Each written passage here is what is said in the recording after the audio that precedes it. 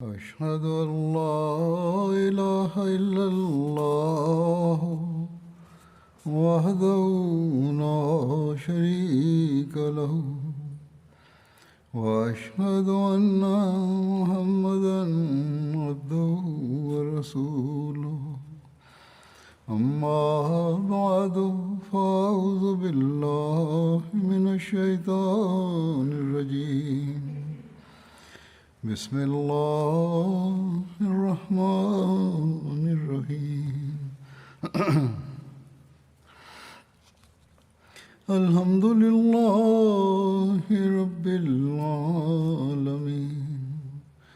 الرحمن الرحيم مالك يوم الدين إياك نعبد وإياك نستعين اهدنا الصراط المستقيم صراط الذين أنعمت عليهم غير المغضوب عليهم ولا الضالين.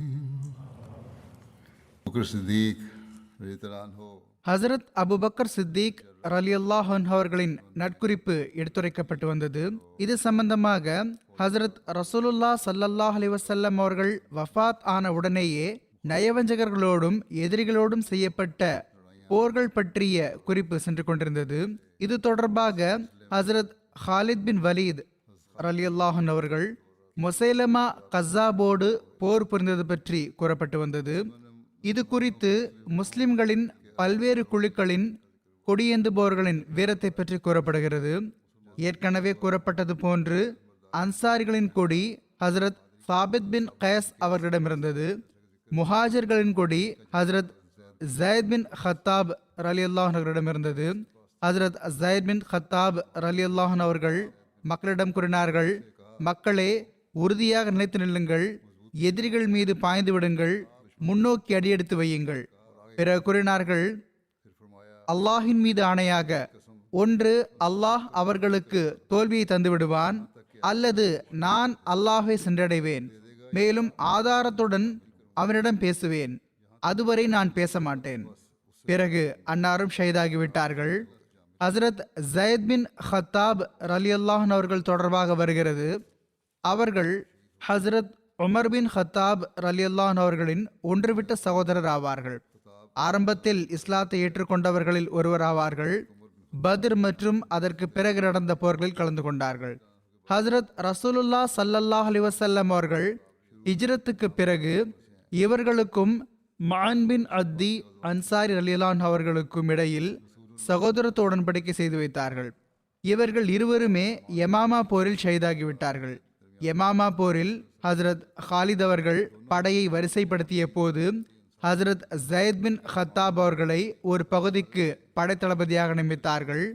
அவ்வாறே அந்த போரில் முஹாஜர்களின் கொடியும் இவர்களின் கையில் இருந்தது. இவர்கள் கொடியை ஏந்தி கொண்டு முன்னோக்கி சென்று கொண்டிருந்தார்கள். மிகவும் துணிச்சலோடு போரிட்டார்கள். எதுவரை என்றால் ஷஹீதாகிவிட்டார்கள். அப்போது கொடி விழுந்து விட்டது.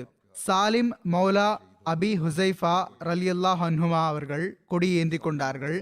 இந்த போரில் ஜயித் ரலியல்லாஹு அவர்கள் முசைலமாவின் வலக்கையாக இருந்த தீரமிக்க ஒரு குதிரை வீரன் ரஜ்ஜால் பின் உன்ஃபா என்பவனை கொன்றார்கள். அவர்களை கொன்றவர் மரியம் ஹனஃபி எனப்பட்டார். இதற்கு பிறகு அவர் முஸ்லிம் ஆகிவிட்டார்.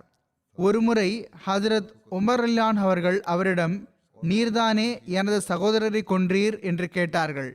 அப்போது அவர் கூறினார், அமீருல் முஃமினீன் அவர்களே, அல்லாஹ் எனது கைகளால் ஜயித் ரலியல்லாஹு அவர்களுக்கு கண்ணியத்தை வழங்கினான், மேலும் அவர்களின் கைகளால் என்னை இழிவுபடுத்தவில்லை. அதாவது அவர்கள் ஷஹாதத் மரணத்தை பெற்றார்கள். ஒருவேளை அப்போது அவர்களின் கைகளால் நான் கொல்லப்பட்டிருந்தால் இழிவான மரணம் அடைந்திருப்பேன். இப்போது எனக்கு இஸ்லாத்தை ஏற்பதற்கான நல்வாய்ப்பு கிடைத்துவிட்டது. ஹஜரத் உமர் பின் ஹத்தாப் ரலியல்லாஹு அவர்களின் மகன் ஹஜரத் அப்துல்லா பின் உமர் ரலியல்லாஹு அன்ஹுமா அவர்களும் யமாமா போரில் கலந்து கொண்டார்கள். அவர்கள் மதீனாவுக்கு திரும்பி வந்த போது ஹஜரத் உமர் ரலியல்லாஹு அவர்கள் ஷஹீதான தமது சகோதரரை பற்றிய துயரத்தில் அவர்களிடம் கேட்டார்கள், உன்னுடைய சச்சா ஜைத் ஷஹீதாகிவிட்ட போது நீ ஏன் திரும்பி வந்து விட்டாய்? ஏன் உன்னுடைய முகத்தை என்னிடமிருந்து மறைத்து கொள்ளவில்லை? ஜைத் கொல்லப்பட்ட செய்தி ஹசரத் உமர் ரலியல்லாஹு அவர்களுக்கு தெரிய வந்த போது அன்னார் கூறினார்கள், ஜைத் 2 நன்மைகளில் என்னை முந்தி சென்று விட்டார். இது முன்னரும் ஒரு முறை கூறப்பட்டு விட்டது. அதாவது, எனக்கு முன் இஸ்லாத்தை ஏற்றுக்கொண்டார், எனக்கு முன் ஷஹீதாகிவிட்டார். மாலிக் பின் நுவைராவை ஹசரத் ஹாலித் அவர்கள் கொன்றுவிட்ட பிறகு அவனுடைய சகோதரர் முத்மிம் பின் நுவைரா தன்னுடைய சகோதரன் மாலிக் பற்றி கவிதை கூறினார். அவருக்கு தன்னுடைய சகோதரன் மீது அதிக அன்பு இருந்தது. அவர் எப்பொழுதும் அவனது பிரிவில் அழுது கொண்டே இருப்பார், மேலும் கவிதை கூறிக்கொண்டே இருப்பார். ஒருமுறை ஹசரத் உமர் ரலியல்லாஹு அன்ஹு அவர்கள் அவரை சந்தித்த போது அவர் தனது சகோதரனை பற்றி எழுதிய இரங்கல் கவிதையை ஹசரத் உமர் ரலியல்லாஹு அன்ஹு அவர்களுக்கு வாசித்து காட்டினார். அப்போது ஹசரத் உமர் ரலியல்லாஹு அன்ஹு அவர்கள் கூறினார்கள், எனக்கு கவிதை எழுத தெரிந்திருந்தால் நானும் உன்னை போன்று என்னுடைய சகோதரர் ஜைதுக்காக கவிதை கூறியிருப்பேன். இதை கேட்ட முத்மிம், தங்களுடைய சகோதரர் மரணித்தது போன்று என்னுடைய சகோதரர் மரணித்திருந்தால், அதாவது ஷஹீதாகியிருந்தால், நான் ஒருபோதும் என்னுடைய சகோதரரை பற்றி கவலைப்பட்டிருக்க மாட்டேன் என்று பணியுடன் கூறினார். ஹஜரத் உமர் ரலியல்லாஹு அன்ஹு அவர்கள் கூறினார்கள், எவ்வளவு அழகாக என்னுடைய சகோதரருக்கு நீ இரங்கல் தெரிவித்தாயோ அவ்வளவு அழகாக வேறு யாரும் தெரிவிக்கவில்லை.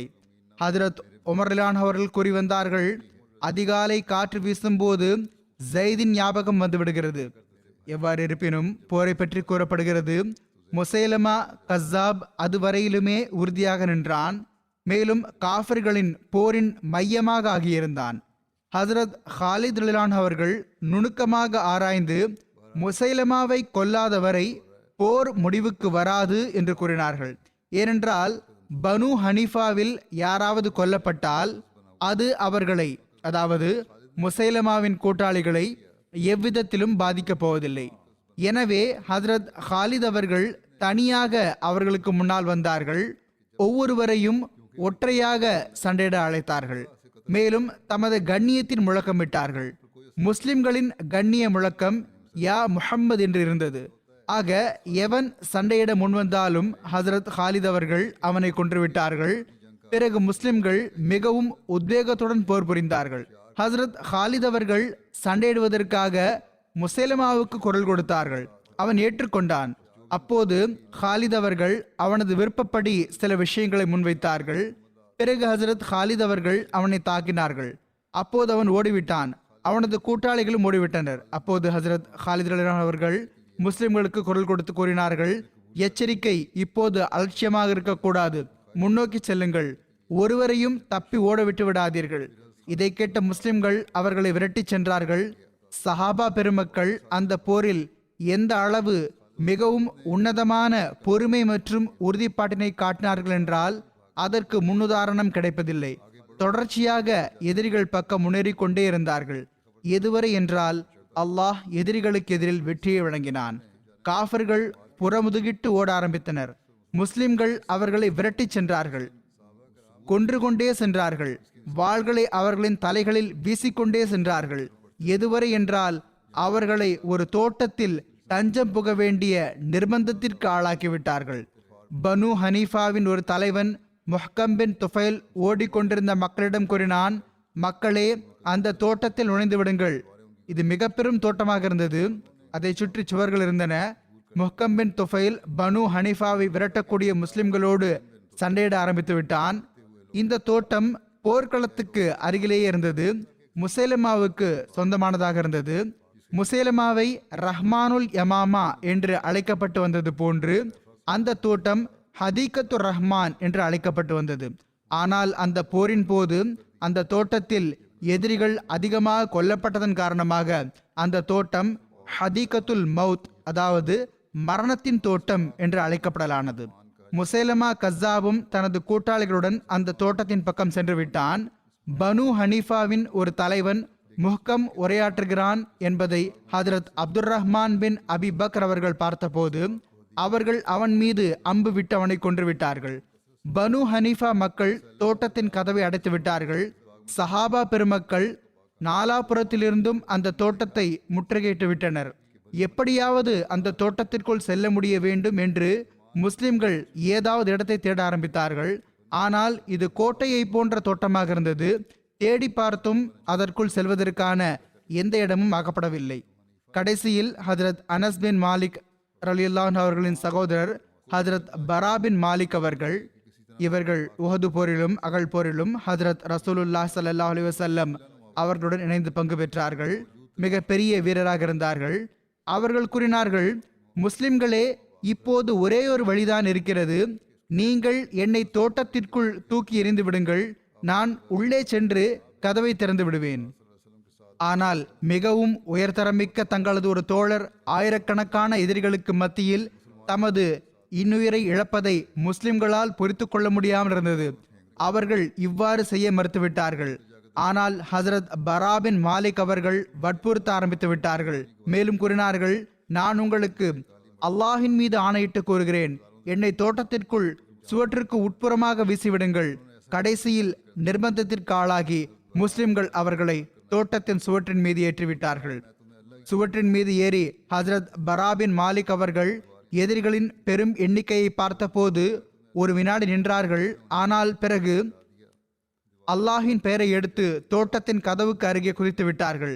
எதிரிகளோடு சண்டையிட்டவாறு அவர்களை கொன்றவாறு கதவை நோக்கி விரைய ஆரம்பித்தார்கள். கடைசியில் அவர்கள் கதவை அடைவதில் வெற்றி கண்டு தோட்டத்தின் கதவை திறந்து விட்டார்கள். வெளியில் முஸ்லிம்கள் கதவு திறப்பதற்கே காத்து கொண்டிருந்தார்கள். கதவு திறந்த உடனேயே அவர்கள் தோட்டத்திற்குள் நுழைந்து எதிரிகளை கொல்ல ஆரம்பித்தார்கள். பனு ஹனீஃபா மக்கள் முஸ்லிம்களுக்கு முன்னால் இருந்து ஓட ஆரம்பித்தனர். ஆனால் அவர்களால் தோட்டத்திற்கு வெளியே செல்ல முடியாமல் இருந்தது. விளைவு ஆயிரக்கணக்கான மக்கள் முஸ்லிம்களின் கைகளால் கொல்லப்பட்டனர். ஓர் அறிவிப்பு இவ்வாறும் வருகிறது, ஹஜ்ரத் பரா பின் மாலிக் அவர்கள் மட்டுமே அன்றி இன்னும் பல முஸ்லிம்கள் சுவற்றை தாண்டி கதவை நோக்கி சென்றார்கள். முஸ்லிம்கள் முர்த்ததுகளுடன் போர் புரிந்தவாறு முசேலமா கஸ்ஸாப் வரை சென்றடைந்து விட்டார்கள். அவன் மணலின் நிறத்து ஒட்டகத்தை போன்று ஒரு சுவற்றின் விரிசலில் நின்று கொண்டிருந்தான். அவன் தப்பிப்பதற்காக அந்த சுவற்றில் ஏற நினைத்தான். கோபத்தால் பைத்தியமாகி விட்டிருந்தான். உஹது போரில் ஹசரத் ஹம்சா ரலியல்லாஹு அவர்களை ஷஹீதாக்கிய வஹ்ஷி பின் ஹர்ப் முசேலமாவை நோக்கி முன்னேறினார். அவர் ஹசரத் ஹம்சாவை ஷஹீதாக்கிய தனது அதே ஈட்டியை முசேலமாவை நோக்கி வீசினார். அது அவன் மீது பட்டு மறுபக்கமாக சென்றுவிட்டது. பிறகு அபு தஜானா சமாக் பின் ஹர்ஷா அவர்கள் அவனை நோக்கி விரைந்தார்கள். அவன் மீது வாள் வீசினார்கள். அவன் நிலத்தில் செத்துமடிந்தான். கோட்டையிலிருந்து ஒரு பெண் இவ்வாறு கூச்சலிட்டாள், அந்தோ அழகிகளின் தலைவரை ஒரு கருப்பின அடிமை கொன்றுவிட்டார். யார் முசைலமா கஸ்ஸாபை நரகத்துக்கு அனுப்பியது என்பதை பற்றி வருகிறது. பலாதரி கூறுகிறார், பனு ஆமிர் கோத்திரம் கூறுவதாவது, அவர்களின் கோத்திரத்தின் ஒரு மனிதர் ஹத்தாஷ் பின் பஷீர் கொன்றார். ஒரு அறிவிப்பில் வருகிறது, அன்சாரிகளின் கோத்திரமான ஹஸ்ரஜ் கோத்திரத்தைச் சேர்ந்த அப்துல்லா பின் ஜயத் கொன்றார்கள். சிலர் கூறுகிறார்கள் ஹஜ்ரத் அபு தஜானா கொன்றார்கள். முஆவியா பின் அபி சுஃபியான் அவனை தாம் கொன்றதாக கூறி வந்தார். சிலரது பார்வையில் அனைவரும் சேர்ந்து அவனை கொண்டிருக்கலாம் என்று உள்ளது. சில நூல்களில் அதில் தபரியும் ஒன்று. அதிலிருந்து தெரிய வருவதாவது, முசேலமாவை ஓர் அன்சாரியும் ஒரு காட்டரபியும் சேர்ந்து கொன்றார்கள். வஹ்ஷி பின் ஹர்ப் அவர்கள் முசேலமாவை கொன்ற சம்பவத்தை தாமே எடுத்துரைத்தவாறு கூறுகிறார். உஹது போரில் ஹசரத் ஹம்சா ரலியல்லாஹு அவர்களை ஷஹீத் ஆக்கிய பிறகு மக்கள் திரும்பிய போது நானும் அவர்களுடன் சேர்ந்து திரும்பினேன். நான் மக்காவில் தங்கியிருந்தேன். எதுவரை என்றால் ஹதரத் ரசூலுல்லாஹ் ஸல்லல்லாஹு அலைஹி வஸல்லம் அவர்கள் மக்காவை வெற்றி கண்ட போது, அங்கு இஸ்லாம் பரவ ஆரம்பித்த போது தாயிஃப் நகரத்திற்கு தப்பி ஓடிவிட்டேன். மக்கள் ஹதரத் ரசூலுல்லாஹ் ஸல்லல்லாஹு அலைஹி வஸல்லம் அவர்களிடம் தூதுவர்களை அனுப்பினார்கள்.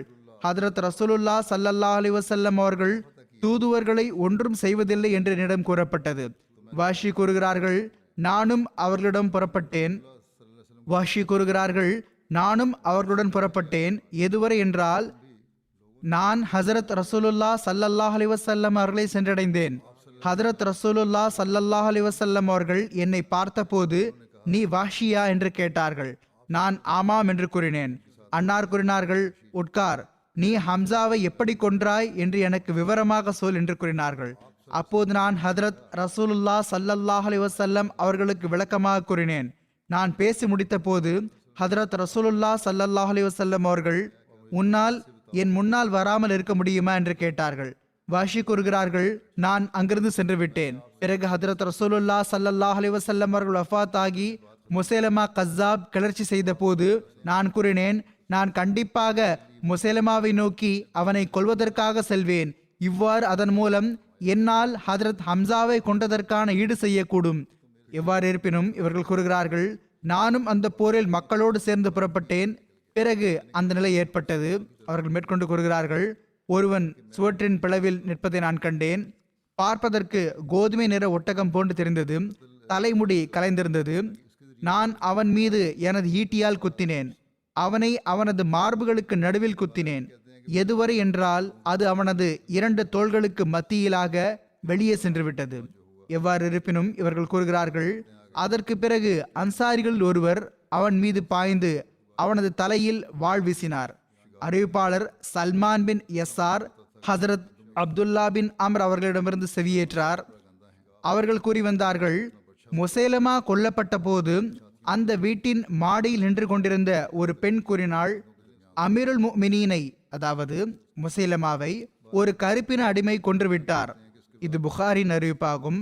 வாஷி கூறுகிறார், எங்கள் இருவரில், அதாவது அன்சாரி சஹாபி மற்றும் வாஷி ஆகிய இருவரில் யார் முசைலமாவை கொன்றது என்பதை அல்லாஹ்வே நன்கறிவான். ஆனால் ஒருவேளை நான் தான் அவனை கொன்றேன் என்றால் பிறகு ஹதரத் ரசூலுல்லாஹ் ஸல்லல்லாஹு அலைஹி வஸல்லம் அவர்களுக்கு பிறகு எல்லாரையும் விட சிறந்த நபர், அதாவது ஹஜரத் ஹம்சா ரலிலான் அவர்களையும் நான் தான் கொன்றேன். எல்லாரையும் விட மோசமான மனிதனையும் நான் தான் கொன்றேன். சஹி புகாரின் அறிவிப்பில் வருகிறது, ஹதரத் ரசூலுல்லாஹ் ஸல்லல்லாஹு அலைஹி வஸல்லம் அவர்கள் வாஷியிடம், உன்னால் என் முன்னால் வராமல் இருக்க முடியுமா என்று கேட்டதன் விளக்கத்தில் ஹதரத் சையீத் ஜைனுல் ஆபிதீன் வலியுல்லா ஷா சாஹிப் எழுதுகிறார்கள், வாஷியிடம் ஏற்பட்ட மாற்றம் அவரது களப்பற்ற தன்மையை காட்டுகிறது. அவர் எப்படியாவது தனது தவறை ஈடுகட்ட விரும்பினார். எனவே மிகவும் கொடூரமான யமாமா போரில் தனது இந்த ஆசையை வேண்டிக் கொண்டதை நிறைவேற்றி வெற்றி வாகை சூடினார். அறிவிப்பாளர் ஷா சாஹிப் எழுதுகிறார்கள், ஹதரத் ரசூலுல்லாஹ் ஸல்லல்லாஹு அலைஹி வஸல்லம் அவர்கள் கூறிய ஹல் தஸ்ததீஉ அன் தகைப வஜ்ஹக அன்னி, அதாவது உன்னால் என் முன்னால் வராமல் இருக்க முடியுமா என்ற இந்த சொற்கள் மிகவும் உயர்ந்த நல்லொழுக்கத்தின் பிரதிபலிப்பாகும். முடிந்தால் என் முன்னால் வராமல் இரு என்று வாஷியிடம் விருப்பத்தை கூறியுள்ளார்கள். இந்த தோரணை ஆணையிடும் வகையில் இல்லை, மாறாக கேட்டுக்கொள்ளும் தோரணையாகும். மேலும் இதன் மூலம் ஹதரத் ஹம்சா ரலிலான் அவர்களுக்காக ஹதரத் ரசூலுல்லாஹ் ஸல்லல்லாஹு அலைஹி வஸல்லம் அவர்களின் உள்ளத்தில் இருந்த அன்பு மற்றும் கண்ணியத்தை பற்றி தெரிய வருகிறது. பழிவாங்கும் இயல்புடைய ஒரு மனிதர் பழிவாங்கி மனதை தனியே செய்திருக்கலாம். ஆனால் ஹசரத் நபிகள் நாயகம் ஸல்லல்லாஹு அலைஹி வஸல்லம் அவர்கள் மன்னித்து விட்டார்கள்.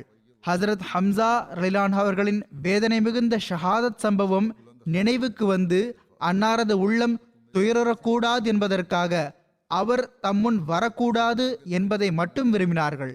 இதே யமாமா போரின் விளக்கம் பெரிதோரிடத்தில் கூறப்பட்டுள்ளது.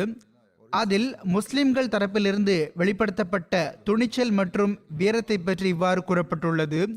இரு பிரிவுகளுக்கும் இடையே கடுமையான போர் நடைபெற்றது. எதுவரை என்றால் இரு பிரிவுகளின் பல மக்கள் கொல்லப்பட்டனர், பலர் காயமடைந்தனர். முஸ்லிம்களில் எல்லாருக்கும் முதலாக மாலிக் பின் அவுஸ் அவர்கள் ஷஹீதானார்கள். முஸ்லிம்களில் திருக்குர்ஆனை மனனம் செய்தவர்களான ஹாஃபிஸ்களும் பலர் ஷஹீதாகிவிட்டார்கள். இரு படைகளிலும் மும்முரமான போர் நடைபெற்றது. எதுவரை என்றால் முஸ்லிம்கள் முசைலமாவின் படையிலும் முசைலமாவின் படை முஸ்லிம்களின் படைக்குள்ளும் சென்றது. முஸ்லிம்கள் விலகும் போது அந்த மக்கள் முஜாஆ வரை சென்றடைவதற்காக முன்னோக்கி வருவார்கள். சாலிம் மௌலா அபி ஹுசைஃபா ரலிலான் அவர்கள் தமது பாதி கால்கள் வரை குழி தோண்டினார்கள். அவர்களிடம் முஹாஜிர்களின் கொடி இருந்தது. தாபித்தவர்களும் அதே போன்ற குழியை தமக்காக தோண்டிக் கொண்டார்கள். பிறகு அவர்கள் இருவரும் தத்தமது கொடியை தம்முடன் இணைத்துக் கொண்டார்கள். மக்கள் எல்லா பக்கமும் சிதறிப்போனார்கள். அதாவது குழி தோண்டி அதில் தாமே நின்று கொண்டார்கள். மேலும் கொடியை தம்முடன் இணைத்துக் கொண்டார்கள். சாலிம் மற்றும் சாபித் ஆகிய இருவரும் தமது கொடிகளுடன் உறுதியாக நின்றார்கள். எதுவரை என்றால் சாலிம் ஷஹீதாகிவிட்டார்கள், அபு ஹுசைஃபா அவர்களும் ஷஹீதாகிவிட்டார்கள். அப்போது சிறிது நேரத்திற்கு கொடி அப்படியே கிடந்தது. பிறகு பத்ர் சாபியான யசீத் பின் கயஸ் அவர்கள் முன்னால் வந்து அந்த கொடியை தூக்கி கொண்டார்கள். எதுவரை என்றால் அவர்களும் ஷஹீதாகிவிட்டார்கள். பிறகு ஹக்கம் பின் ஜயீத் பின் ஆஸ் அவர்கள் அந்த கொடியை தூக்கி கொண்டார்கள். அதை பாதுகாத்தவாறு நாள் முழுவதும் சண்டையிட்டு வந்தார்கள். பிறகு அவர்களும் ஷஹீதாகிவிட்டார்கள். பாஷி கூறுகிறார், கடுமையான போர் நடைபெற்றது. 3 முறை முஸ்லிம்களின் பாதங்கள் ஆட்டங்கண்டன. 4வது முறை முஸ்லிம்கள் திருப்பி தாக்குதல் தொடுத்தார்கள். அவர்களின் பாதங்கள் உறுதியாக நடைபெற்று விட்டன. அவர்கள் வாள்களுக்கு முன்னால் திடமாக நின்று விட்டார்கள். பனு ஹனீஃபா மற்றும் அவர்களின் வாள்கள் ஒருவர் மற்றவர் மீது பாய ஆரம்பித்தன. எதுவரை என்றால் நான் நெருப்பு கங்கு அவர்களிடமிருந்து வெளிப்படுவதை கண்டேன். மணியோசை போன்ற அவர்களின் சப்தத்தை கேட்டேன். அல்லாஹ் எங்களுக்கு தனது உதவி இறக்கினான். பனு ஹனீஃபாவுக்கு அல்லாஹ் தோல்வியை வழங்கினான். அல்லாஹ் முசைலமாவை கொன்றுவிட்டான். அவர் கூறுகிறார், நான் அன்று எனது வாளை நன்றாக வீசினேன். எதுவரை என்றால் அந்த வாள் என் கையில் கைப்பிடி வரை இரத்தத்தால் நிரம்பிவிட்டது. ஹஜரத் இப்னு உமர் ரலியல்லாஹு அன்ஹுமா அவர்கள் கூறுகிறார்கள், நான் ஹஜரத் அம்மார் அவர்கள் ஒரு பாறையின் மீது ஏறி இருக்க கண்டேன். அவர்கள் உரத்த குரலில் இவ்வாறு கூறிக்கொண்டிருந்தார்கள், முஸ்லிம் கூட்டமே, நீங்கள் சொர்க்கத்தை விட்டு ஓடுகிறீர்களா? நான் அம்மார் பின் யாசிர் ஆவேன். என் பக்கம் வாருங்கள். அறிவிப்பாளர் கூறுகிறார்கள், அவர்கள் காது வெட்டப்பட்டு தொங்கிக் கொண்டிருப்பதை நான் பார்த்தேன். அபு கைசமா நஜாரி கூறுகிறார்கள், யமாமா போர் அன்று முஸ்லிம்கள் சிதறி போன போது நான் ஒருபுறம் விலகிவிட்டேன். என் கண்முன் இந்த காட்சி இருந்தது. அதாவது அன்று அபு தஜானா அவர்களை பார்த்து கொண்டிருந்தேன். அவர்கள் பெயர் சமாக் பின் ஹர்ஷா ஆகும். அபு தஜானா என்ற புனை பெயரால் பிரசித்தி பெற்றிருந்தார்கள். இவர்கள் ஹதரத் ரசூலுல்லாஹ் ஸல்லல்லாஹு அலைஹி வஸல்லம் அவர்களோடு எல்லா போர்களிலும் கலந்து கொண்ட அந்த புகழ்பெற்ற சஹாபி ஆவார்கள். மேலும் உஹது போரில் ஹதரத் ரசூலுல்லாஹ் ஸல்லல்லாஹு அலைஹி வஸல்லம் அவர்கள் கையில் ஒரு வாளை ஏந்தி கொண்டு இதற்கான உரிமையை யார் செலுத்துவார் என்று கேட்டார்கள். அபு தஜானா நான் செலுத்துவேன் என்று கூறினார்கள். ஹதரத் ரசூலுல்லாஹ் ஸல்லல்லாஹு அலைஹி வஸல்லம் அவர்கள் அவருக்கு அந்த வாளை வழங்கினார்கள். சில அறிவிப்புகளில் உள்ளது, இதற்கான உரிமை என்ன என்று அவர்கள் கேட்டார்கள். முஸ்லிம்களை கொல்லக்கூடாது, காஃபர்களை பார்த்து ஓடக்கூடாது என்று அன்னார் கூறினார்கள். ஹதரத் அபு தஜானா அவர்கள் வழக்கப்படி தலையில் செந்நிற கிழிசலை கட்டினார்கள். மேலும் பெருமிதமான துணியில் மிடுக்குடன் வரிசைகளுக்கு நடுவில் வந்து நின்று கொண்டார்கள். ஹதரத் ரசூலுல்லாஹ் ஸல்லல்லாஹு அலைஹி வஸல்லம் அவர்கள் கூறினார்கள், இந்த துணி இறைவனுக்கு பிடிக்காதுதான். ஆனால் இப்படிப்பட்ட சந்தர்ப்பத்தில் எந்த தவறும் இல்லை. ஆவேசமான போர்க்களத்தில் மிகவும் வீரத்துடன் எதிர்த்து போரிட்டார்கள். பல காஃபர்களை கொன்றார்கள். மேலும் ஹதரத் ரசூலுல்லாஹ் ஸல்லல்லாஹு அலைஹி வஸல்லம் அவர்களை பாதுகாப்பதில் பல காயங்களை பெற்றார்கள். ஆனால் போர்க்களத்தை விட்டு நகரவில்லை. எவ்வாறு இருப்பினும் யமாமா போரின் சம்பவங்களில் கூறப்பட்டுள்ளது, அதில் அபு தஜானா மீது அபு ஹனீஃபா கூட்டத்தினர் தாக்குதல் தொடுத்தனர். இது ஹதரத் நபிகள் நாயகம் ஸல்லல்லாஹு அலைஹி வஸல்லம் அவர்களின் காலத்தில் நிகழ்ந்த முந்தைய சம்பவம் கூறப்படுகிறது. இப்போது யமாமாவில் என்ன நடந்தது? இவர்கள் தொடர்பாக எழுதப்பட்டுள்ளது, இவர்கள் மீது ஒரு கூட்டம் தாக்குதல் தொடுத்தது. அப்போது இவர்கள் தமக்கு முன்னாலும் வாழ் வீசுவார்கள், தமது வலப்புறமும் வாழ் வீசுவார்கள், தமது இடப்புறமும் வாழ் வீசுவார்கள். இவர்கள் ஒருவனை தாக்கி அவனை தரையில் விழ வைத்து விட்டார்கள். அவர்கள் எதுவும் பேசவில்லை. எதுவரை என்றால் அந்த கூட்டம் அவர்களை விட்டு திரும்பி சென்று விட்டது. முஸ்லிம்கள் அருகில் வந்து விட்டார்கள். பனு ஹனீஃபா மக்கள் தோல்வியை தழுவி தோட்டத்தை நோக்கி ஓடினர். முஸ்லிம்கள் அவர்களை விரட்டி சென்றார்கள். அவர்களை தோட்டத்தில் அடைக்கலம் புக வேண்டிய நிர்பந்தத்திற்கு ஆளாக்கிவிட்டனர். அந்த மக்கள் தோட்டத்தின் கதவுகளை அடைத்து விட்டனர். அப்போது அபு தஜானா அவர்கள் கூறினார்கள், என்னை கேடயத்தில் போட்டு வீசிவிடுங்கள், நான் உள்ளே சென்று தோட்டத்தின் வாயிற்கதவுகளை திறக்கிறேன். ஆக முஸ்லிம்கள் அவ்வாறு செய்தார்கள். அவர்கள் தோட்டத்திற்குள் சென்று விட்டார்கள். நீங்கள் ஓடுவதால் உங்களால் எங்களிடமிருந்து தப்ப முடியாது என்று அபு தஜானா அவர்கள் கூறினார்கள். அவர்கள் இந்த மக்களுடன் கடுமையாக போரிட்டார்கள். எதுவரை என்றால் கதவை திறந்து விட்டார்கள். அறிவிப்பாளர் கூறுகிறார், அவர்கள் ஷஹீதான பிறகு நாங்கள் தோட்டத்தில் அவர்களை சென்றடைந்தோம். மற்றொரு அறிவிப்புப்படி பராபின் மாலிக் அவர்களை தோட்டத்திற்குள் வீசப்பட்டது. ஆனால் பராபின் மாலிக் பற்றிய முதல் அறிவிப்பு அதிகம் சரியாக தெரிகிறது. இதன் விளக்கமும் உள்ளது. எவ்வாறு இருப்பினும் மற்றவை இனிவரும் காலங்களில் எடுத்துரைக்கப்படும். இப்போது நான் பாகிஸ்தானுக்காக துவாவுக்காகவும் கூற விரும்புகிறேன். அகமதிகளுக்காக குறிப்பாக துவா செய்யுங்கள். பொதுவாக நிலைமைகள் சீர்கடத்தான் செய்கின்றன. பிறகு இத்தகைய நிலையில் பாகிஸ்தானின் அகமதிகளின் பக்கமும் அவர்களின் கவனம் ஏற்பட்டு விடுகிறது. எதிர்ப்பு அதிகரிக்கிறது. பழைய கபர்களை தோண்டி எடுப்பதை கூட அவர்கள் விட்டு வைக்கவில்லை.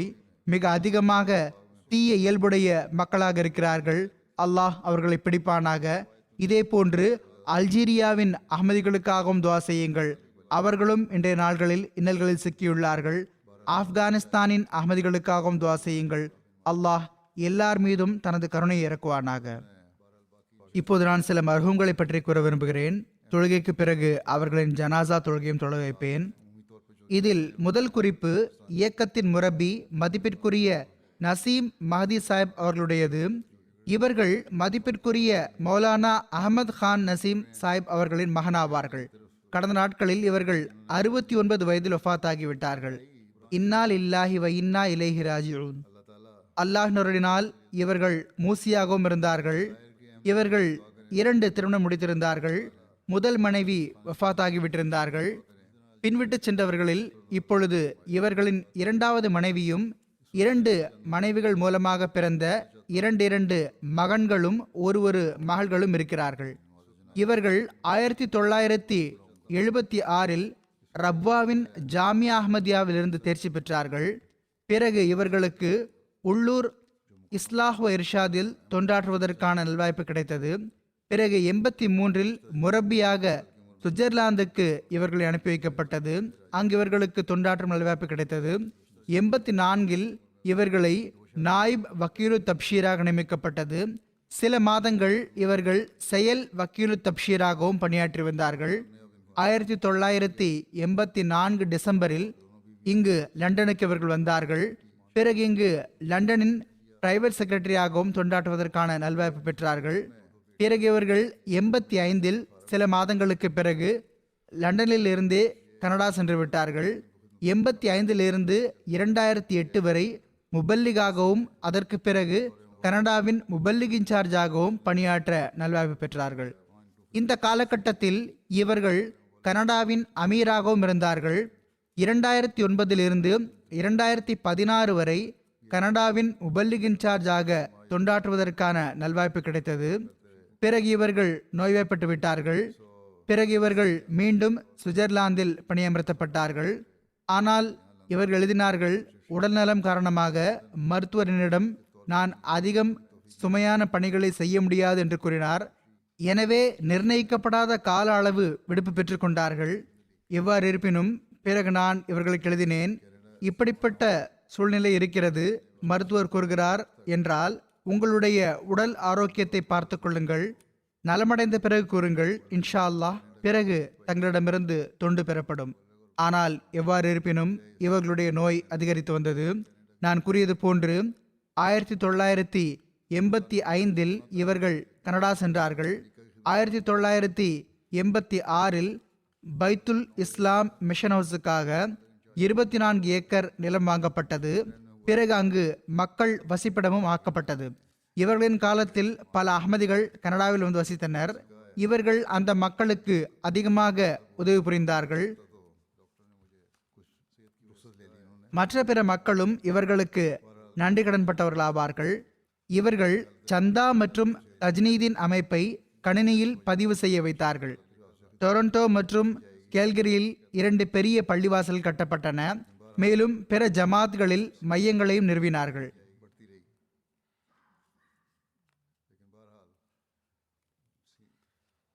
இவர்களின் காலத்தில்தான் வேன்கூவர் பள்ளியும் கட்டப்பட்டது என்று நினைக்கிறேன். எவ்வாறு இருப்பினும் இந்த 2 பெரிய பள்ளிவாசல்களோ கட்டப்பட்டுள்ளன. அல்லாஹ் நுருளினால் 2003 இவர்களுடைய காலத்தில்தான் ஜாமியா அஹ்மதியா கனடா தோற்றுவிக்கப்பட்டது. MTA நார்த் அமெரிக்கா ஸ்டேஷனை நிறுவுவதிலும் இவர்கள் மிக பெரும் பணியாற்றியிருக்கிறார்கள். அல்லாஹ் இவர்களின் இந்த பணிகள் அனைத்தையும் ஏற்றுக்கொள்வானாக. இவர்களுடைய மனைவி அமத்து நசீர் சாஹிபா எழுதுகிறார்கள், குடும்ப வாழ்வில் 26 ஆண்டு காலத்தில் நான் பார்த்ததாவது, எல்லா சுகதுக்கங்களிலும் இவர்களை எனது தோழராக கண்டேன். மிகவும் அன்பு செலுத்தக்கூடிய, கண்ணியமளிக்கக்கூடிய கணவராக திகழ்ந்தார்கள். பரிவு காட்டக்கூடிய தந்தையாக திகழ்ந்தார்கள். அர்ப்பணிக்கக்கூடிய சகோதரராக இருந்தார்கள். மனித குலத்திற்கான வேதனையை கொண்டிருந்தார்கள். ஹிலாஃபத்திற்கு கட்டுப்படக்கூடியவராகவும் கீழ்ப்படியக்கூடியவராகவும் இருந்தார்கள். அல்லாஹின் மீது முழுமையான தவக்குள் வைக்கக்கூடியவராக இருந்தார்கள். நல்ல பண்புள்ள மனிதராக இருந்தார்கள். பிறகு மேற்கொண்டு இவர்களின் மனைவி எழுதுகிறார்கள், இதைத்தான் கூறியிருக்கின்றார்கள், மக்களுக்கு மிக அதிகமாக தன்னலமின்றி தொண்டாற்றினார்கள். மற்றவர்களோடு அன்போடு பழகுவார்கள். ஜமாத்திற்கு எதிராக எந்த ஒரு விஷயத்தையும் செவிமடுக்க மாட்டார்கள். யாருக்கும் இவர்களுக்கு முன்னால் பேசுவதற்கும் துடிச்சல் இருக்கவில்லை. பேசவும் விடமாட்டார்கள். மிக அதிகமாக விருந்தோம்பல் செய்யக்கூடியவராக இருந்தார்கள். துரூத் ஷெரீஃப் ஓதுவதன் பால் அதிகமாக கவனம் இருந்தது. மனைவி கூறுகிறார்கள், உம்ரா சென்ற போது நான் என்ன துவாக்கள் செய்தீர்கள் என்று கேட்டேன். அப்போது இவர்கள், நான் அங்கு துரூத் ஷெரீஃப் மட்டும்தான் படித்தேன் என்று கூறினார்கள். இவர்களுடைய மகள் சாதியா மஹதி கூறுகிறார்கள், என்னுடைய தந்தையார் மிக அதிகமாக துவா செய்யக்கூடிய இயல்புக்கு சொந்தக்காரராக இருந்தார்கள். நான் எப்பொழுது துவாவிற்காக கூறினாலும் என்னிடம் துரூத் ஷெரீஃப் ஓதுங்கள் என்று கூறுவார்கள். எப்பொழுது எந்த ஒரு விவகாரத்திற்காக துவா செய்யுமாறு கூறினாலும் எப்பொழுதும் துரூத் ஷெரீஃப் ஓதுவதன் பால் கவனமூட்டி வந்தார்கள். நான் ஒரு நாள் அவர்களிடம், நீங்கள் எல்லா விஷயத்துக்கும் துரூத் ஷெரீஃப் ஓதுங்கள் என்று கூறுகின்றீர்களே என்று கேட்டபோது அவர்கள் கூறினார்கள், துரூத் ஷெரீஃப் ஓதுங்கள், எல்லாவற்றையும் விட பெரிய துவா துரூத் ஷெரீஃப் ஆகும். இது ஏற்றுக்கொள்ளப்பட்டால் பிறகு எல்லா துவாக்களும் ஏற்றுக்கொள்ளப்படும் என்று புரிய வைத்தார்கள். பிறகு அஸ்மா ஷெரீஃப் சாஹிபா கூறுகிறார்கள், மஹதி சாஹிப் அவர்கள் என்னுடைய சகோதரியின் கணவராக இருந்தார்கள். நான் அவர்களை 22 ஆண்டுகள் மிக அருகிலிருந்து பார்த்திருக்கிறேன். மிகவும் பரிவானவர், மிக அதிகமாக அக்கறை கொள்பவர், மிக அன்பாக பழகக்கூடியவர். காலத்தின் ஹலீஃபா அவர்களுடனும் மிக அதிகமாக பற்றுறுதி கொண்ட மனிதராக இருந்தார்கள். இவர்களின் சகோதரி கூறுகிறார்கள், இவர்கள் சுவிட்சர்லாந்தில் இயக்கத்தின் முரபியாக இருந்த போது சுவிட்சர்லாந்து பெண் ஒருவர் அகமதியாக ஆகியிருந்தார். அவர் ஆண்டு மாநாட்டில் ரப்வா வந்தார். ரப்வாவில் எங்களுடைய வீட்டிற்கு வந்தார். நான் நசீம் மஹதி சாஹிப் அவர்களின் தாயாரை சந்திக்க வேண்டும் என்று கூறினார். யாருடைய மகன் இவ்வளவு புத்தி கூர்மை உடையவராக இருக்கிறார்களோ அந்த தாயை நான் பார்க்க வேண்டும் என்ற ஆசை வெளிப்படுத்தினார். அவர்கள் இவ்வளவு குறைவான காலத்திலேயே இத்தனை மொழிகளில் திறமை பெற்று இருக்கிறார்கள். அவர்கள் எந்த ஒரு தயக்கமும் இன்றி தப்லீக் பணிகளில் மூழ்கி இருக்கிறார்கள். மிகவும் சரளமாக எல்லா விஷயத்திலும் பேசுகிறார்கள். இவர்களின் மருமகள் கூறுகிறார்கள், எப்பொழுதும் எங்களுக்கு துரூத் ஷெரீஃபின் முக்கியத்துவத்தை பற்றியும் அதனுடைய ஆதரவோடு செய்யப்படும் துவாக்கள் ஏற்றுக்கொள்ளப்படுவதன் முக்கியத்துவத்தை பற்றியும் எடுத்துக் கூறுவார்கள். அவர்கள் ஒருமுறை கூறினார்கள், விமான நிலையத்தில் நான் வரிசையில் நின்று கொண்டிருந்தேன். அப்பொழுது அவர்களுடைய பாஸ்போர்ட்டின் கால அளவு முடிந்து விட்டிருந்தது என்ற விஷயம் நினைவு வந்தது. பார்த்தபோது உடனடியாக துரூத் ஷெரீஃப் ஓத ஆரம்பித்து விட்டார்கள். வரிசையில் அவ்வாறு நின்று கொண்டிருந்தார்கள். கவுண்டரில் இருந்த நபர் பாஸ்போர்ட்டை பார்க்க கூட இல்லை, இவ்வாறே முன்னால் அனுப்பிவிட்டார். மருமகன் எழுதுகிறார்கள், எனக்கு திருமணமான நாளிலிருந்து மிகவும் அன்போடும் பரிவோடும் நடந்து கொண்டிருக்கிறார்கள். தமது கையால் டீ போட்டு தருவார்கள். ஃபஜர் தொழுகைக்கு பிறகு என்னுடன் அமர்ந்து கொள்வார்கள். தூய திருக்குர்ஆனின் ஏதாவது ஒரு வசனத்தை அல்லது சம்பவத்தை கூறுவார்கள். பிறகு அதனுடைய விளக்கத்தை எடுத்துரைப்பார்கள். இவ்வாறு மிகவும் உன்னதமான முறையில் எங்களுக்கு தர்பியத் செய்தார்கள். அவர்களின் மகள் நிவால் மஹதி கூறுகிறார்கள், நான் எப்பொழுதும் பார்த்திருக்கிறேன், அவர்களுக்கு திருக்குர்ஆனின் மீது கவனம் செலுத்துவதற்கான ஆர்வம் அதிகம் இருந்தது. திருக்குர்ஆனின் உண்மையான நேசராக இருந்தார்கள். எங்களுக்கும் மிக கவனமாக படியுங்கள், அதனுடைய அர்த்தங்களையும் பொருள்களையும் புரிவதற்கு முயற்சி செய்யுங்கள். பிறகு உங்களுக்கு அல்லாஹுடைய வல்லமையின் காட்சிகள் தென்படும், திருக்குர்ஆன் ஓதுவதற்கான இன்பமும் கிடைக்க ஆரம்பித்துவிடும் என்று கூறி வந்தார்கள். மகள் கூறுகிறார்கள், மிகவும் முறையாக தஹஜ்ஜுத் தொழுகையை தொழக்கூடியவராக இருந்தார்கள். கியாம், ருக்கு மற்றும் சஜிதா ஆகியவை நீளமாக இருந்து வந்தன. இவர்களின் தொழுகையில் மிகவும் உருக்கமும் மன்றாடலும் இருந்தது. அருளுக்குரிய ரமலானில் திருக்குர்ஆனுடைய தர்ஸ் வழங்குவதற்கான ஏற்பாடு செய்து வந்தார்கள். இவர்கள் மிகவும் கடினமாக உழைத்து தர்ஸ்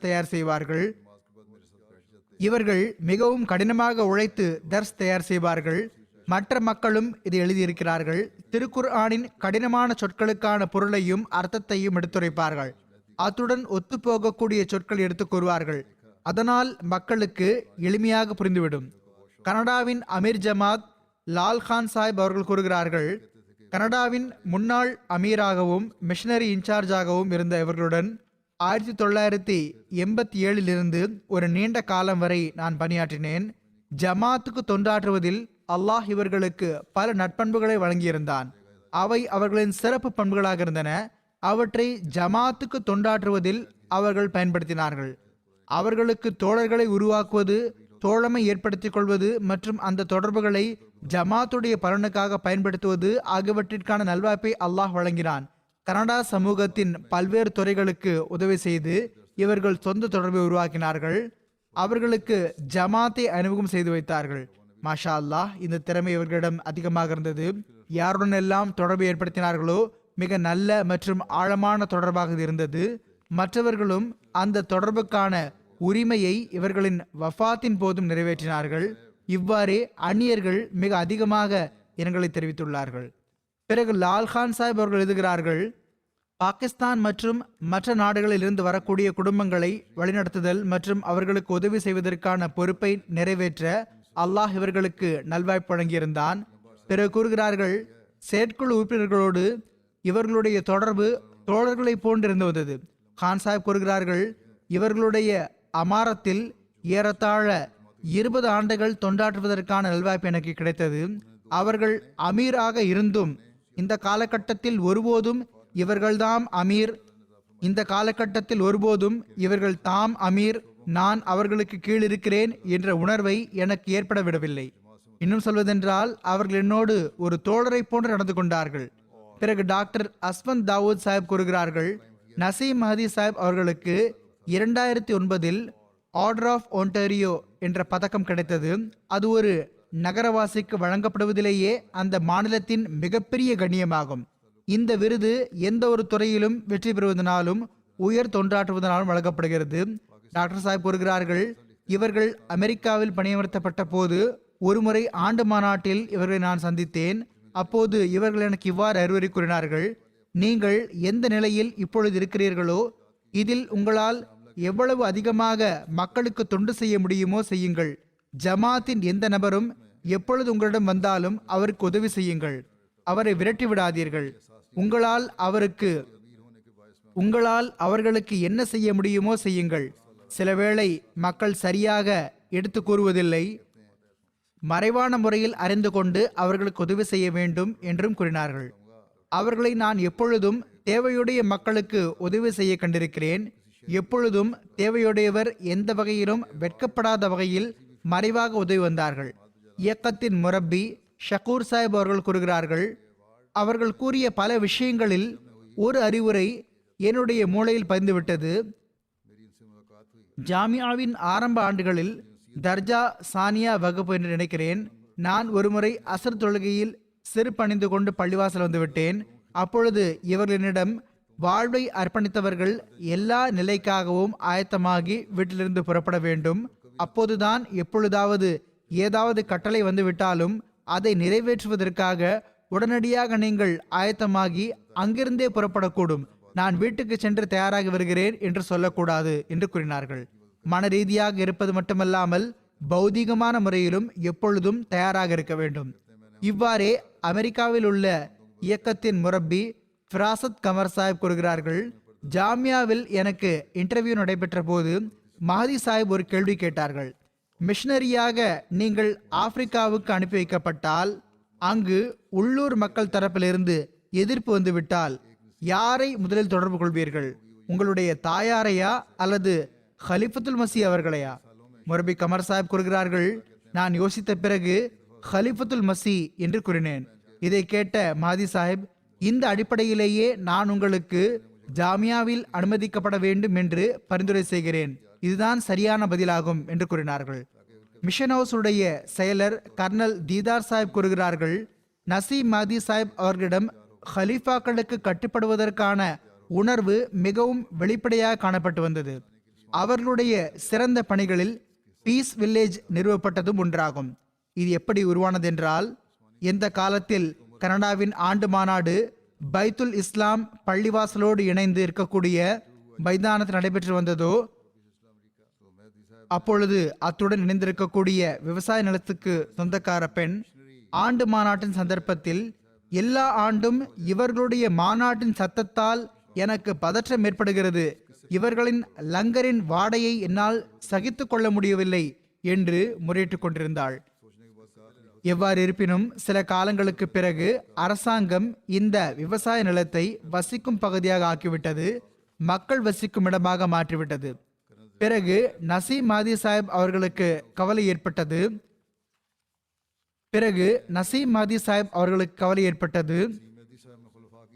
இந்த ஒரு சொந்தக்கார பெண் நம்மை தொந்தரவு செய்து கொண்டிருந்தால் இப்பொழுதோ பல சொந்தக்காரர்கள் ஆகிவிடுவார்கள், இன்னும் சிரமம் ஏற்பட்டுவிடும். பல வீடுகளில் குடியிருப்பவர்கள் வந்து விடுவார்கள். இதனால் அவர்கள் பிறநாள் சந்தர்ப்பத்தில் ஜமாத் மக்களுக்கு முன்னால், ஏன் இங்கு அகமதிகளே எல்லா வீடுகளையும் கட்டிவிடக்கூடாது, ஏன் அகமதிகளே இந்த இடத்தை வாங்கக்கூடாது என்ற திட்டத்தை முன்வைத்தார்கள். ஜமாத் மக்கள் இந்த திட்டத்திற்கு செவிசாய்த்தார்கள். பிறகு அல்லாஹ் அருளினால் பீஸ் வில்லேஜ் உருவானது. இயக்கத்தின் முரப்பி ஜீஷான் கொராயா சாஹிப் கூறுகிறார்கள்,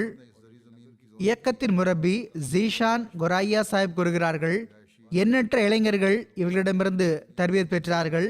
இன்று அந்த தர்பியத்தின் விளைவாக உலகின் பல்வேறு நாடுகளில் நாங்கள் இயக்கத்தின் முரபிகளாக ஜமாத்துக்கு தொண்டாற்றக்கூடிய நல்வாய்ப்பு பெறுகிறோம்.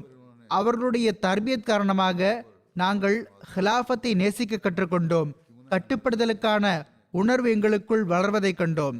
இதே போன்றே கனடாவின் வெளியுறவுத்துறை செயலர் ஆசிஃப் கான் சாஹிப் கூறுகிறார்கள், நான் 13 வயதில் வார்னுக்கு வந்தேன். அப்பொழுது மிஷன் ஹவுஸுக்கு சுற்று வட்டாரத்தில் சில டசன் அகமதிகள் இருந்தார்கள். அப்பொழுது எனக்கு ஜமாத்தை பற்றிய அறிவு மிக குறைவாகவே இருந்தது. மஹதி சாஹிப் அவர்கள் என்னை தம்முடைய மகனை போன்று நடத்தினார்கள். என்னுடைய ஆசிரியராகிவிட்டார்கள். கூடைப்பந்து விளையாடுவார்கள், எங்களுக்கு ஜமாத்தின் போதனை வழங்குவார்கள். எனக்கு நினைவு தெரிந்ததும் எனக்கு பல்வேறு அரசியல்வாதிகளை தொடர்பு கொள்வதற்காக ஜமாத் பணி வழங்குவார்கள். இதே போன்று இன்றும் அல்லாஹ் நருளால் இவர்கள் மிக நன்றாக பணியாற்றுகிறார்கள். நான் இவர்களிடமிருந்து எல்லா தர்பியத்தும் பெற்றேன் என்று கூறுகிறார்கள். அமெரிக்காவின் அமீர் ஜமாத் மிர்சா மஃபூர் அஹமத் சாஹிப் அவர்கள் கூறுகிறார்கள், 2016 மிஷனரி இன்சார்ஜாகவும் அமெரிக்கா ஜமாத்தின் துணை அமீராகவும் தொண்டாற்றுவதற்கான நல்வாய்ப்பு இவர்களுக்கு கிடைத்தது. அமெரிக்காவில் இவர்கள் மிக நன்றாக பணியாற்றினார்கள். சுற்றுப்பயணங்கள் மேற்கொண்டார்கள். பல்வேறு மாநிலங்களுக்கு சென்றார்கள். சுற்றுப்பயணங்களில் தப்லீக் பணியை மிகவும் தாக்கம் ஏற்படுத்தக்கூடிய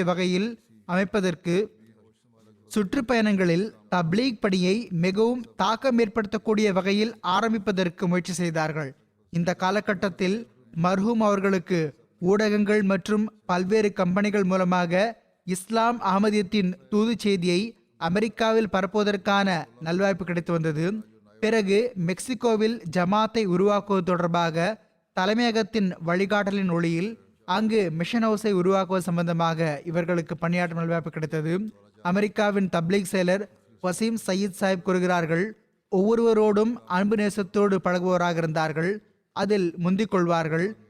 இஸ்லாத்திற்கு தொண்டாற்றுவதில் ஒவ்வொருவரையும் ஈடுபடுத்தும் வழிமுறை இவர்களுக்கு தெரிந்திருந்தது. அமெரிக்கா வந்தபோது மர்ஹூம் அவர்கள் செப்டம்பர் 11 முன்னிட்டு ஒவ்வொரு ஆண்டும் நடக்கக்கூடிய நிகழ்ச்சிகளை இஸ்லாத்தின் போதனைகளை பரப்புவதற்கான தாக்கம் ஏற்படுத்தக்கூடிய வழியாக ஆக்கினார்கள். முஸ்லிம் ஃபார் லைஃப் மற்றும் முஹம்மது மெசஞ்சர் ஆஃப் பீஸ் போன்ற திட்டங்களை ஹதரத் நபிகள் நாயகம் ஸல்லல்லாஹு அலைஹி வஸல்லம் அவர்களின் வாழ்வு தொடர்பாக ஆரம்பித்தார்கள். அமெரிக்காவின் 56 பல்கலைக்கழகங்களில் இந்த தலைப்பில் சொற்பொழிவுகள் ஆற்றப்பட்டன. இவர்களுடைய சொற்பொழிவில் கலந்து கொள்ளக்கூடிய மக்களுக்கு மிக பரவலாக லைஃப் ஆஃப் முஹம்மது எனும் நூல் அன்பளிப்பாக வழங்கப்பட்டது. முஸ்லிம் ஃபார் லாயல்டி எனும் திட்டத்தையும் இவர்கள் ஆரம்பித்தார்கள். பல்வேறு பல்கலைக்கழகங்களில் சொற்பொழிவுகள் ஆற்றினார்கள். உள்ளூர் அரசாங்கங்கள் வட்டாரங்களுடன் கூட்டங்கள் நடத்தினார்கள். இஸ்லாத்தின் போதனைகளை பொலிவுறச் செய்தார்கள். ஹதரத் 3வது ஹலிஃபத்துல் மசி ரஹிமஹுல்லா அவர்கள் ஆண்டு மாநாட்டின் போது ஒருமுறை தம்முடைய சொற்பொழிவில் சுவிட்சர்லாந்தின் மிஷனுடைய முயற்சியில் ஜமாத்துடைய அறிமுகம் பற்றிய ஃபோல்டர்களை வெளியிடும் திட்டத்தில் மஹதி சாஹிப் அவர்களுடைய செயல் ஈடுபாட்டை பற்றி குறிப்பிட்டவாறு கூறினார்கள். சுவிட்சர்லாந்தின் மலைப்பகுதிகளில் விலங்குகளை பராமரிக்கக்கூடிய 3 கோத்திரத்தினர் இருக்கின்றனர். இவர்கள் 3 பிரிவினரின் மொழிகளும் வெவ்வேறானவை. 28,000 பேர் இருக்கிறார்கள். ஒன்று இவருடைய எண்ணிக்கை இதைவிட குறைவாக இருக்கிறது. இவ்வாறு இருப்பினும் கூறுகிறார்கள், ஒன்றுபட்டு அங்குள்ள மொழி பேசக்கூடிய 28,000 பேருக்கு நசீம் மாதி சாஹிப் அவர்கள் ஃபோல்டரை வெளியிட்டு விட்டார்கள். அல்லாஹ் அவர்களுக்கு வெகுமதி வழங்குவானாக. என்னோடு கலந்தாலோசித்த பிறகு 8000 ஃபோல்டர்களை ஒவ்வொரு வீட்டுக்கும் சென்றடைய வைத்து விட்டார்கள். அந்த பகுதியில் உள்ள ஒவ்வொரு வீட்டுக்கும் கொண்டு சேர்த்து விட்டார்கள். அப்போது அங்கு கூச்சல் ஏற்பட்டு விட்டது. 2 பத்திரிகைகள் மிகவும் கடுமையான விமர்சனமும் எழுதியிருக்கிறார்கள். அப்போது நான் கூறினேன், இவர்களுடைய ஹக்கில் நல்ல துவா செய்யப்பட்டு விட்டது. பல லட்சம் ஃபோல்டர்கள் விநியோகிக்கப்பட்டு விட்டன. எவ்வாறு இருப்பினும் இது ஹதரத் 3வது ஹலீஃபத்துல் மசி ரஹிமவுல்லா அவர்கள் அங்கு ஆண்டு மாநாட்டில் முன்வைத்த சுருக்கமான அறிக்கையாகும். அல்லாஹ் இவர்களுக்கு பாவ மன்னிப்பு வழங்கி இவர்களுடன் கருணையோடு நடந்து கொள்வானாக, இவர்களுடைய அந்தஸ்தை உயர்த்துவானாக, தன்னுடைய அன்பர்களின் பாதங்களுக்கு அருகில் இவர்களுக்கு இடமளிப்பானாக, இவர்களுடைய பிள்ளைகளுக்கும் மனைவிக்கும் கூட பொறுமையையும் மனதைரியத்தையும் வழங்குவானாக, இவர்களின் நன்மைகளை தொடர்வதற்கான நல்வாய்ப்பு வழங்குவானாக. எவ்வாறு இவர்கள் நன்றியுணர்வோடு வாழ்வை கழித்தார்களோ அவ்வாறே இவர்களின் சந்ததிகளும் இதே போன்று நன்றியுணர்வோடு வாழ்வை கழிப்பார்களாக. அடுத்த குறிப்பு ரப்பாவை சேர்ந்த அன்பிற்குரிய முஹம்மது அஹமத் ஷாரிம் உடையது. இந்த பிள்ளை 16 வயதில் இறைநிதிக்கு வஃபாத்தாகிவிட்டார். இன்னால் இல்லாஹி வ இன்னா இலைஹி ராஜிஊன். ஹிலாஃபத் மீது மாய்ந்து போகக்கூடிய முகமலர்ச்சியுடைய எல்லாருக்கும் பிடித்த பிள்ளையாக இருந்தார். பொருட்தியாகங்களில் அதிகப்படியாக பங்கேற்று வந்தார். ஜமாத் மற்றும் கிளையமைப்பு நிகழ்ச்சிகளில் முறையாக கலந்து கொண்டு வந்தார். அல்லாஹ் நருளினால் மூசியாக இருந்தார். இந்த வயதிலேயே அவர் வசி செய்திருந்தார். பின்விட்டு சென்றவர்களில் பெற்றோர் மட்டுமின்றி 2 சகோதரிகளும் இருக்கிறார்கள். அல்லாஹ் அனைவருக்கும் பொறுமையையும் மனதைரியத்தையும் வழங்குவானாக. 3வது குறிப்பு மர்ஹூம் ரஷீத் அஹமத் சாஹிப் அவர்களின் துணைவியார் மதிப்பிற்குரிய சலீமா கமர் சாஹிபா உடையது. இவர்கள் மே 16 அன்று வஃபாத்தானார்கள். இன்னால் இல்லாஹி வ இன்னா இலைஹி ராஜிஊன். அல்லாஹின் அருளினால் மூசியாவாக இருந்தார்கள். இவர்களின் குடும்பத்தில் அஹமதியத் இவர்களின் தந்தையார் சௌத்ரி முகமது சித்திக் சாஹிப் அவர்களின் தாய்வழி பாட்டனாரான மக்கேரியானை சேர்ந்த ஹஜரத் மௌலவி வசீருத்தீன் சாஹிப் அவர்கள் மூலமாக வந்தது. அவர்கள் ஹஜரத் வாக்களிக்கப்பட்ட மசீல் இஸ்லாத் வஸ்லாம் அவர்களின் சஹாபியாக இருந்தார்கள். காங்டாவில் தலைமை ஆசிரியராக இருந்தார்கள்.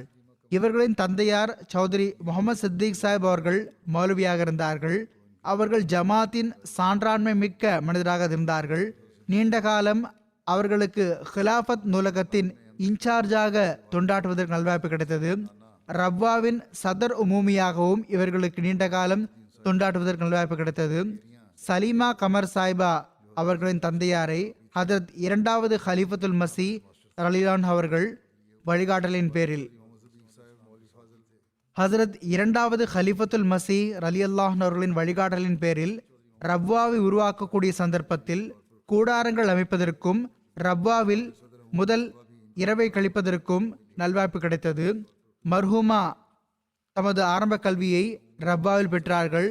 தாலிமுல் இஸ்லாம் கல்லூரியில் இருந்து அரபி MA பட்டம் பெற்றார்கள். நீண்ட காலம் வரை பல்வேறு துறைகளில் தொண்டாற்றும் நல்வாய்ப்பு பெற்றார்கள். உள்ளூர் லஜ்னா இமாயில்லாவில் 1972 இருந்து 82 வரை பொதுச் செயலராக தொண்டாற்றுவதற்கான வாய்ப்பு கிடைத்தது. 82 இருந்து 87 வரை அமத்துல் ஹை நூலகத்தில் நூலக பொறுப்பாளராக பணியாற்றினார்கள். 87 இருந்து 2018 வரை 21 ஆண்டுகள் மிஸ்பாஹ் இதழின் ஆசிரியையாக தொண்டாற்றுவதற்கான வாய்ப்பு கிடைத்தது. இந்த காலகட்டத்தில் நிலைமைகள் மோசமாக இருந்த போதும் இவர்கள் மிஸ்பாஹ் இதழை மிக நன்றாக நடத்தி வந்தார்கள். மர்ஹூமா மிகவும் நல்ல வாழ்க்கை வரலாற்றை கொண்டவராகவும் இபாதத் செய்யக்கூடியவராகவும் துவா செய்யக்கூடியவராகவும் எளிமையான இயல்புடையவராகவும் இருந்தார்கள். முறையாக தஹஜுத் தொழுகையுடன் இதர நஃபில் தொழுகைகளான சாஷ்த் மற்றும் இஷ்ராக் தொழுகைகளை முறையாக கடைபிடித்து வந்தார்கள். அஹமதியா ஹிலாஃபத்தோடு முற்றிலும் களப்பற்ற மற்றும் நன்றியுணர்வுமிக்க தொடர்பு இருந்தது.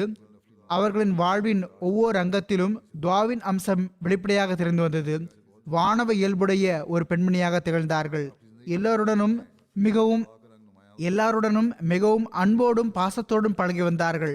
யார் மீதும் ஒருபோதும் கோபப்பட மாட்டார்கள். அல்லாஹ் மர்ஹூமா அவர்களுக்கு பாவ மன்னிப்பு வழங்கி அவர்களோடு கருணையோடு நடந்து கொள்வானாக, அந்தஸ்தை உயர்த்துவானாக.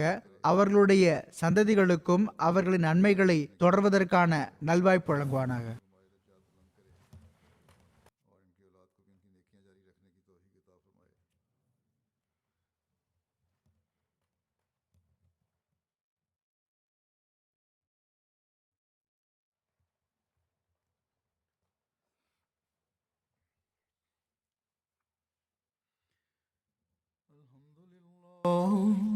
الحمد لله نحمده ونستعينه ونستغفره ونؤمن به ونتوكل عليه ونعوذ بالله من شرور أنفسنا ومن سيئات أعمالنا من يهده الله فلا مضل له ومن يضلل فلا هادي له ونشهد أن لا إله إلا الله ونشهد أن محمدا عبده ورسوله عباد الله رحمكم الله إن الله يأمر بالعدل والإحسان وإيتاء ذي القربى